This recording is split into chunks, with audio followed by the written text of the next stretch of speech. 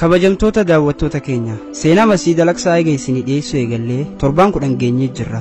Dhaggeeffattoonni keenya hedduunis qophii tanarraa barumsa guddaa akka argachuutti jiran nuuf ibsutti jiru. Seenaan masjiida kanaa akkaan bal'aadha. Seenaa dhugaa beekuudhaaf ammoo galmeelee seenaa hedduu sakatta'uun dirqama ta'a. Akkuma yaadatamu sagantaa dabalee keessatti injifannoo waraanni Mamluk waraana Mongoolii fi waraana Masqalaa irratti gonfatee dachii musliimotaa ittiin bilisoomse isiniif dhiyeessinee turre. Seenaa kana guututti hubachuudhaaf seenaan biroo kan seenaa kana wajjin hidhata qabutu jira. Seenaa kanas beekuun akkaan murteessaadha. Kanaafuu yeroof seenaa eegalle kana asirratti dhaabnee gama seenaa biroo tarkaanfanna. Seenaan amma isinii dhiyeessuu eegallu seenaa Usmaaniyyoota Turkiiti. Warri lixaa Ottoman Turkish Empire jedhanii yaaman. Usmaaniyyoonni Turkii eessaa dhufan? Waa'ee isaanii dubbachuun maaliif barbaachise? Inshaallah seenaa kana kutaalee itti aanan keessatti isiniif dhiyeessina.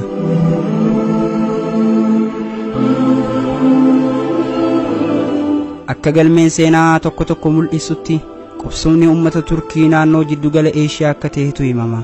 Waraanni Mongol gama baharraa ka'ee dhiiga lammiilee nagayaa dhangalaasaa ture. Uummata Turkiyaatis tuquun isaa hin oolamne. Sababa kanaaf uummanni Turkii qe'ee isaa irraa buqqa'ee naannoo Anaatooliyaa jedhamtu qubate. Naannoon Anaatooliyaa kun qubsuma musliimotaa ture. Yeroo sanitti naannoo kana Seljuukotaatu bulcha. Yeroo kana weerarri Mongolotaa daran hammaate. Seljuukonnis humna waraana Mongol dura ittiin dhaabbatan dhabanii mootummaan isaanii facaate. Ergasii kaanii gara dachii musliimotaa baqatan. Yeroo kana naannoon Anaatooliyaa kun uummata Turkii harkatti hafe. Yeroo sanitti uummanni Turkii heddumminaan horsiifatee bulaa ture. Kanaafuu haala jijjiirama qilleensaa irratti hundaa'anii bakka irraa bakkatti godaanaa jiraataa turan. Haa ta'u malee nagayaan jiraachuudhaaf hedduu rakkatan. Waraanni Mongol gara dachii isaanii cabsee seenuudhaan qabeenya isaanii saamaa nama isaaniitti ajjeesuu eegale. Gama lixaatiin ammoo waraana Impaayera Ruumiitu jira. Waraanni kiristaanaa kunis uummata muslimaa kan Turkiyaa irratti dhiibbaa guddaa godhe. Amma uummanni Turkii diina lama jidduutti argama. Bahaan waraana Mongol, lixaan immoo waraana kiristaanota Ruumiiti. Osuma haala kanaan rakkoo keessa jiraatanii namni ajaa'ibaa tokko jidduu isaaniitti argame. Maqaan nama kanaa Usmaan jedhama. Usmaan nama jabaa, dheeraa fi gootummaanis nama beekamu ture. Namni kun rakkina gamaa gamanaa isaanitti jiru qolachuudhaaf loltoota jajjaboo gosa isaa keessaa walitti qabuun qindeessuu jalqabe. Loltoonni kunneenis fardaan loluu irratti uummata jajjaboodha. Naannoo tokko sa'a muraasa keessatti weeraranii waan barbaadan fudhatanii deemuu fi riphanii loluu irrattis muuxannoo jabaa horatuu danda'anii jiran. Saffisaa fi gootummaan isaaniitis kan ajaa'ibaati.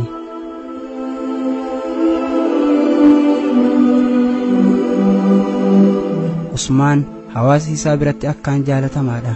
Akka mootiitti of hin ilaalu. Huccuun inni uffatus kan uummata isaatiin garaagarummaan qabu. Sooratas isaanuma waliin taa'ee soorata. Farda isaatis ofumaaf kunuunfata. Walumaa galatti akka mootiiwwanii masara keessa taa'ee osoo hin taane loltootuma isaa waliin oola. Yeroo hedduu farda gubbaa taa'ee hooggana. Ajajuma waraana tokko mootee injifannoo argatuun uummanni Turkii heddumminaan waraana isaatti makamuu jalqabe. Humni waraana isaatiis daran jabaataa dhufe. Haala kanaan waraana Mongolis ofirraa ittisuu danda'an. Kanuma hordofee waraanni Mongol dachii Anaatooliyaa gadi dhiisee waan deemeef xiyyeeffannaa isaa gama Impaayera Ruum deebise. Impaayerri Ruum kan magaalaa Qosxanxiiniyaa wiirtuu godhate weerara waraana Masqalaatiin akkaan laaffatee jira. Seenaa amma dura isinii dhiyeessine keessatti loltoonni Masqalaa doonii kireeffatanii gama biyya Masrii osoo imalutti jiranii maallaqa dooniif kafalan dhabanii gama magaalaa Qosxanxiiniyaa goran. Magaalattii humnaan weeraranii jiraattootaa fi loltoota magaalattii hedduus fixan. Qabeenya magaalattiitiis saamuu isaanii isiniif dhiyeessinee turre.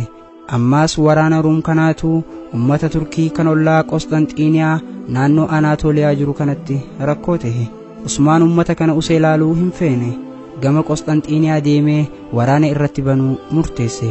Yeroo muraasa keessatti loltoota Ruum irratti waraana banee qabeenya hedduu booji'ee biraa deebi'e. Boojuu waraana kanarraa argames hunda qusannoo takkaan maletti loltoota isaatiif qoode. Uummanni oduu tana dhagahe immoo daranuu gara waraana isaa makamuu itti fufe.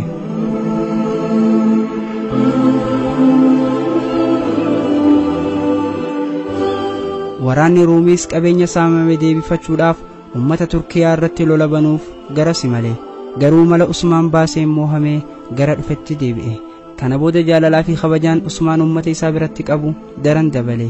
Sodaan ummanni Ruum isa sodaatus ni dabale. Kana hordofuudhaan bulchiinsi Usmaan jedhamu bu'uureeffame. Usmaan waraana kana yeroo jalqabu loltoonni isaa namoota 400 guutan ture. Garuu waggaa 7 keessatti loltoota hanga 5,000 walitti qabachuu danda'e. Hordoftoonni isaa afaan Turkiyaatiin Usmaanlii jedhamanii waamaman. Jecha kana warri Awurooppaa jijjiiree Otomaan jedhee waamuu jalqabe. Usmaan osuma haala kana keessa jiruu bultii jaarratee ilma argate. Ilma argate kanaas Orhaan jedhee maqaa itti moggaase. Kana booda ijoollummaa isaa irraa kaasee seeraa fi mala waraanaa leenjisaa guddise.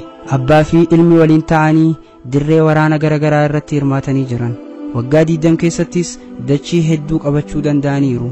Impaayeroonni hedduu yeroo lafa takka qabatan amantii, duudhaa fi seenaa ummata sanii balleessaa turan. Warri Usmaan garuu dachii qubatan irratti bilisummaa amantii kabajaa waan turaniif ummata musliman ta'aniinis jaalatamuu danda'aniiru.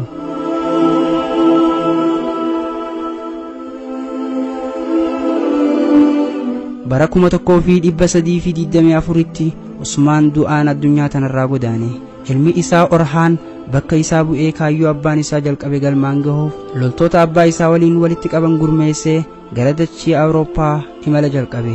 Orhaan nama bilchina qabu, baadiyyaa xixiqqoo qabachuun bu'aa guddaas akka hin qabne waan beekeef yaada isaa bal'isee yaaduu jalqabe.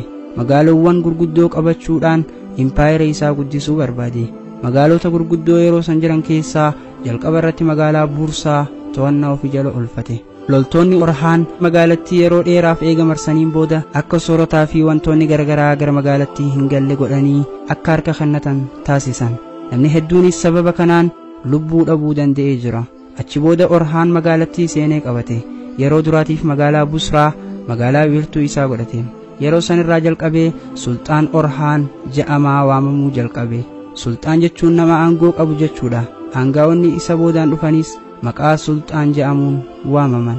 Ummanni tikfatteen olii gad deemaa jiraataa ture amma magaalaa guddoo takka bulchuu danda'ee jira. Masjiida, manneen barumsaa fi bu'uuraalee misoomaa garaagaraa ijaaruu jalqaban. Ummanni ganda xiqqoo irraa ka'e ammaan tana naannoo hedduu qabachuu danda'eeti jira.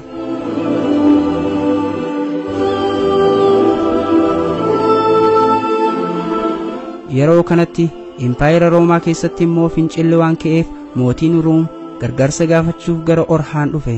Orhaanis namicha gargaaruudhaaf waadaa seene.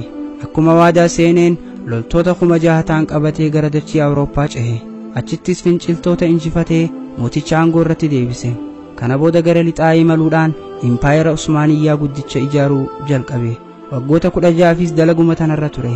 Yeroo Usmaan waraana takka jee jalqabu ummanni Turkiyaa ganda xiqqoo keessa jiraataa turan waggaa 60 keessatti immoo impaayera guddaa namni miiliyoona walakkaa ol keessa jiraatu ijaaruu danda'aniiru. Injifannoo kana booda Orhaan bara 1362tti du'e. Isatti aansuudhaan ilmi isaa Muraad tokkoffaan aangoo qabatee dalagaa abbaa fi akaakayyuun isaa jalqaban bakkaan ga'uuf lafaa ka'e. Inni hoo milkaa'aa laata? Inshaallah qabxii kana sagantaatti aanu keessatti itti deebina.